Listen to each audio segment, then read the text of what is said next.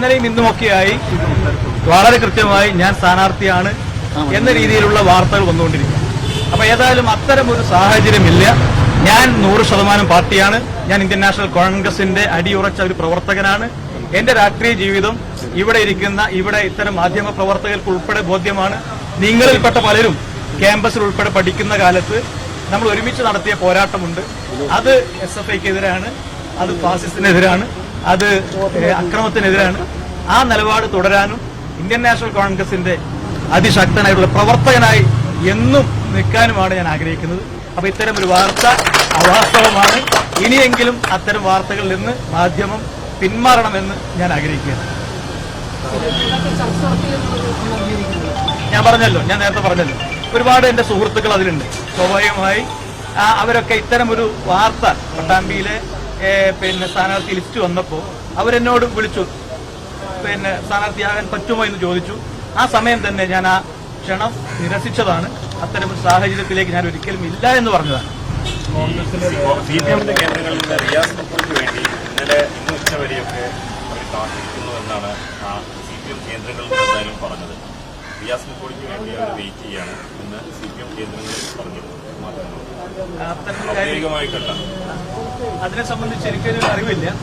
നിങ്ങളിൽ വിളിച്ച ആളുകളോടൊക്കെ ഞാൻ പറഞ്ഞിട്ടുണ്ട്, ഞാൻ ഒരിക്കലും അത്തരം തീരുമാനം എടുക്കില്ല എന്ന്.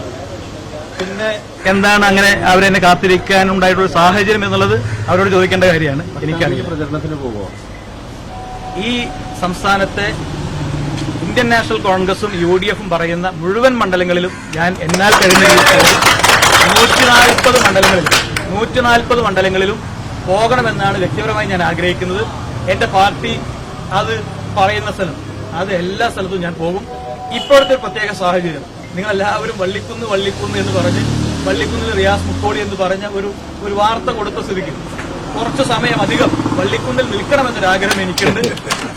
എല്ലാ സമയങ്ങളിലും ഈ കേരളത്തിലെ മുഴുവൻ മണ്ഡലങ്ങളിലും UDFിന് വേണ്ടി കഴിഞ്ഞ 10 വർഷക്കാലത്തെ ശ്രീ പിണറായി വിജയൻ ഗവൺമെന്റിന്റെ കിരാത ഭരണത്തിനെതിരെയുള്ള പോരാട്ടത്തിന് മുന്നിൽ നിന്ന് പോരാളിയായി പോരാട്ടം നയിക്കാൻ ഞാനുണ്ടാകുമെന്നാണ്.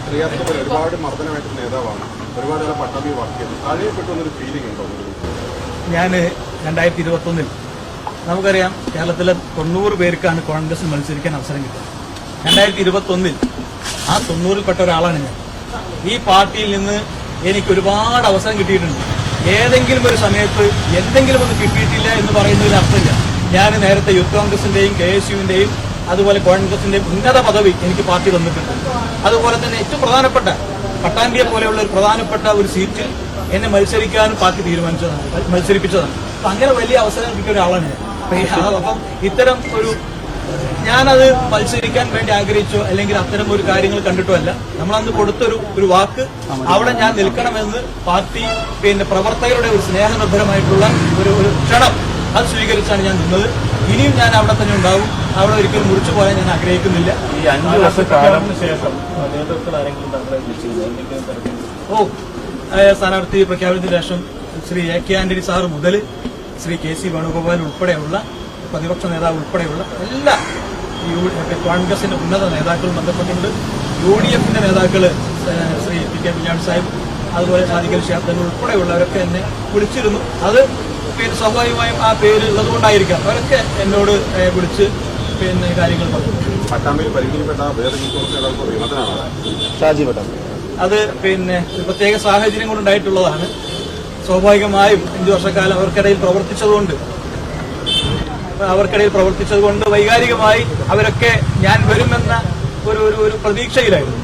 അപ്പൊ എന്നോടൊപ്പം കഴിഞ്ഞ 5 വർഷക്കാലം സംഘടനാ പ്രവർത്തനവും മറ്റ് ജീവകാരുണ്യ പ്രവർത്തനങ്ങൾക്കൊക്കെ നേതൃത്വം കൊടുത്ത ഒരാളാണ് ഷാഫി പട്ടാമ്പി. അപ്പൊ ഷാഫി പട്ടാമ്പി പെട്ടെന്ന് ഇത്തരം ഒരു സാഹചര്യം വന്ന് എനിക്ക് സ്ഥാനാർത്ഥിത്വമില്ല എന്ന് മനസ്സിലാക്കി അദ്ദേഹത്തിന്റെ ഒരു വൈകാരികമായിട്ടുള്ള ഒരു ശ്രമമാണത്. തീർച്ചയായും ഷാഫിയെ കാര്യങ്ങൾ ബോധ്യപ്പെടുത്തും. ഷാഫി ഉൾപ്പെടെ ഈ കേരളത്തിലെ UDFിന്റെ വിജയത്തിന് വേണ്ടി മുന്നിൽ ഉണ്ടാകും.